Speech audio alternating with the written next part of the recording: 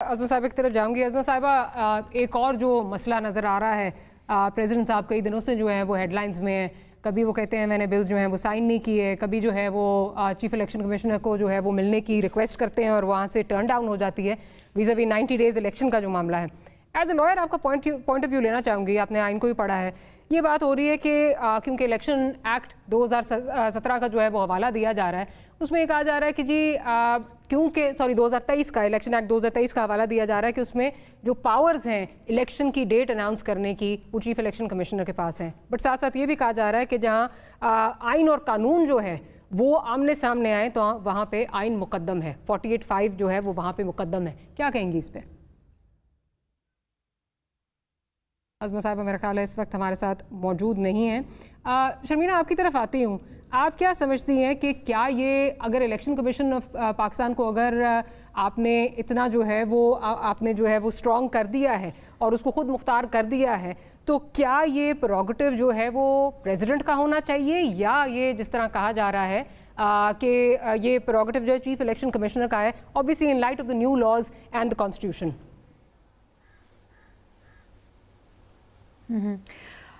मारिया, देखें, ये जो प्रोग्रेटिव है आर्टिकल 57 सब क्लॉज 1 जो भी अमेंडमेंट आई है उसके तहत, तो this is purely the prerogative of the chief election commissioner, ठीक है।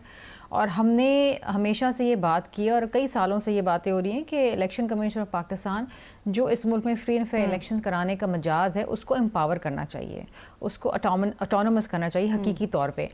अब पहले जब ये क्लॉज नहीं आया था, अमेंडमेंट नहीं थी, तो उसको कंसल्टेशन करना लाजमी थी with the president of Pakistan और उसके बाद तारीख थे। अब जो है दिस इज़ एन इंडिपेंडेंट, अब उनको प्रेसिडेंट ऑफ पाकिस्तान से मशावरत करना लाजमी नहीं है। अब ये इनका प्रोगेटिव है। I think this is a step in the right direction, because अगर एक ऑटोनमस बॉडी है और वो एक इतना अहम एक काम करती है जो कि इलेक्शंस है वो करवाती है, तो मेरा ख्याल है कि उसको भी ये इख्तियार होली सोली होना चाहिए कि वो उसकी तारीख कब दे। ठीक। अच्छा गौर साहब, इसमें आपका क्या पर्सपेक्टिव है? क्योंकि अगेन एक तरफ आइन है, एक तरफ जो है वो लॉ है। आप किस तरह इसको देख रहे हैं? क्या आपकी क्या इंटरप्रिटेशन? देखिए, मेरी इंटरप्रिटेशन पहली बात तो ये है कि जो लेटर सदर साहब ने लिखा था, तो सदर जो है फेडरेशन का हिस्सा है, वो पार्लियामान का हिस्सा है, वो हेड ऑफ स्टेट है। इलेक्शन कमीशन ने, मैं समझता हूँ, एक तौहीन दिखाई है सदर की ऑफिस को। इनको ये ऑनर समझ के करना चाहिए था, इलेक्शन कॉन्स्टिट्यूशन के मुताबिक चलना चाहिए था। सदर से मुलाकात, ऑटोनोमस होना चाहिए, ऑटोनोमस काम करना चाहिए, इंडिपेंडेंट कॉन्स्टिट्यूशन का दायरा, सदर हेड है, उनसे मिलना चाहिए था। इनको चाहिए था at the end of the day, बेशक ये एग्री ना करते और कहते कि जी नहीं, आपका की बात नहीं मान सकते, ये हमारा राइट है, लेकिन मिलना ज़रूर था। AG ऑफिस को भी इन्वॉल्व कर लेते।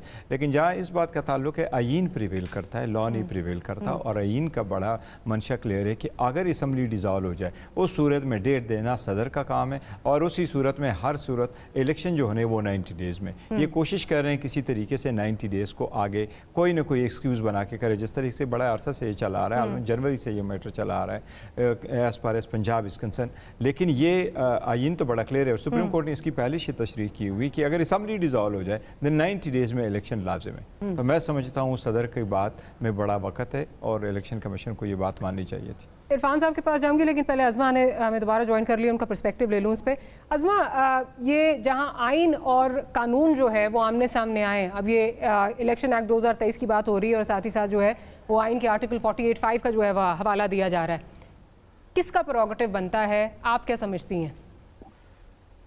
मारिया, एक तो मेरा थोड़ा सा प्रोटेस्ट ये है कि एक टॉपिक पे अगर बात पूरी हो जाती, मैंने आपसे गुजारिश की क्योंकि आपने ही कमेंट किया मियां साहब को बाहर भेजने की बात के ऊपर, मैं उस पर जरूर कमेंट करना चाहती हूँ। आप जरूर कीजिए, मुझे आपकी आवाज़ नहीं आई, नहीं तो मैं आपका कमेंट जरूर ले लेती, प्लीज़। शुक्रिया।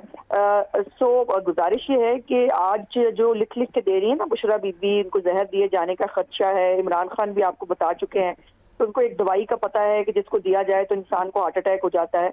और मियां साहब का जो है वो इमरान खान के दौरे हुकूमत में वो खुद उसने जो है वो ये सब बातें की थी, मैं किसी को वो कोई क्लास रहने नहीं देंगे, वो AC भी निकाल देंगे, वो घर का खाना भी बंद कर देंगे, और ये हुआ।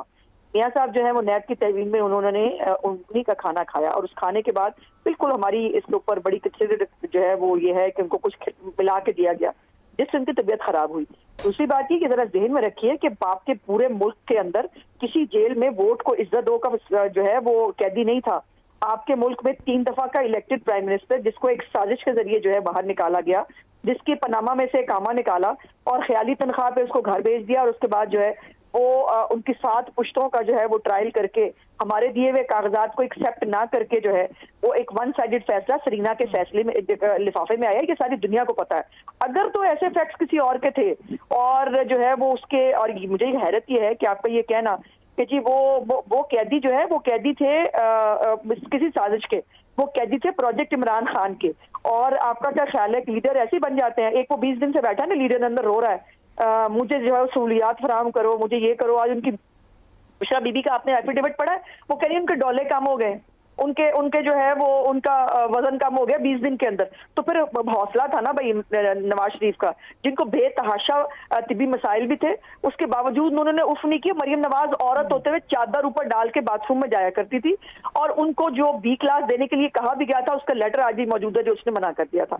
अब आ जाते हैं आपके सवाल के ऊपर। सो इसलिए मियां साहब को बाकी कैदियों से बराए मेहरबानी ना मिलाया करें, उनको जो है वो यहाँ पे तो लोग अगर इजाजत दें, ये मैंने अक्रॉस द बोर्ड सबके लिए, तमाम पॉलिटिकल अशराफिया के लिए बात की थी। उसकी वजह ये है कि यहाँ पे बहुत सारे इस तरह के लोग हैं, यहाँ पे तो डेथ हो जाती है, उसके बाद फैसला आता है ये आदमी बेगुनाह था, ठीक है। तो ये तो मैं उस कॉन्टेक्स्ट में बात कर रही हूँ कि हमारी, ये तो आप मानेंगे पॉलिटिकल अशराफिया के लिए कानून और है।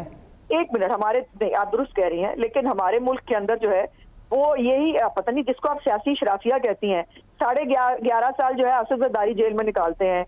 मियां साहब जो है वो सजा सुनने के बावजूद मुल्क में वापस आके जेल में चले जाते हैं और हर तरह के वहां पे हालात का मुकाबला करते हैं। शाह खकान अब्बासी मौत की चक्की में रहते हैं। राना सनाउल्लाह जो है उनको D क्लास से भी कोई नीची क्लास हो सकती है तो उसमें रखा जाता है। मतलब नेमिट हमारे एक इसको जिसको आप सियासी शराफे कह रहे हैं ना, इस मुल्क की सबसे मजलूम तबका वो है जिसके साथ हर तरह की साजिश की जा सकती है, जिनको अज़मा साहिबा, लेकिन मुझे चलें ये बता दें, मैं इस पे ज्यादा ड्वेल नहीं करना चाहती, किस कैदी को ये इजाजत मिली है कि वो बाहर जाके अपना जो है वो इलाज करा सके? ये तो इसको तो डिनाई नहीं कर सकते। आगे आप बिल्कुल जो बात कर रही हैं, चक्की की बात कर रही हैं, जो राना सनाउल्लाह का केस था, गलत केस था, वो हम बार बार उसको क्रिटिसाइज भी करते हैं, उसमें गलत विक्टिमाइजेशन हुई, पर मैं सिर्फ ये पूछ रही हूँ इस कॉन्टेक्स्ट में बात करें, किसको मिलती है, किसी और को अगर नहीं, कौन सा कैदी जो है वो मैंने जैसे कहा कि मैंने आपको पूरी डिटेल बता दी है, जो वोट को इज्जत दो का मुल्ज़िम था। और फिर ये है कि जब ये लग रहा हो कि हमारे किए हुए जो है हमारे सामने आएंगे और खुदा न खास्ता मियां साहब को कुछ हो जाता तो जाहिर है उसका बोझ ये हुकूमत और ये उस वक्त की एस्टेब्लिशमेंट नहीं उठा सकती थी। इसलिए अपनी ऊपर से जान हटाने के लिए पहले भी जब जिला वतन किया जाता था ना, बेनजीर भुट्टो हो या मियां नवाज शरीफ हो, उनको इसलिए जिला वतन किया जाता था क्योंकि उनका बोझ नहीं उठाया जा सकता था। और सियासी जो रहनुमा है ना, उनका जब बोझ नहीं उठाया जाता फिर उनको जो है वो मुल्क से बाहर फेंक दिया जाता या भिजवा दिया जाता। तो मियां साहब तो वहां थे। किस तरह से मियां साहब को कन्विंस किया गया था ये मैं गवाह हूँ। मियां साहब की जो वालदा साहिबा है ना, उन्होंने हाथ जोड़े थे मियां साहब के सामने कि आपको बाहर जाना पड़ेगा, आपकी जिंदगी बड़ी इंपॉर्टेंट है।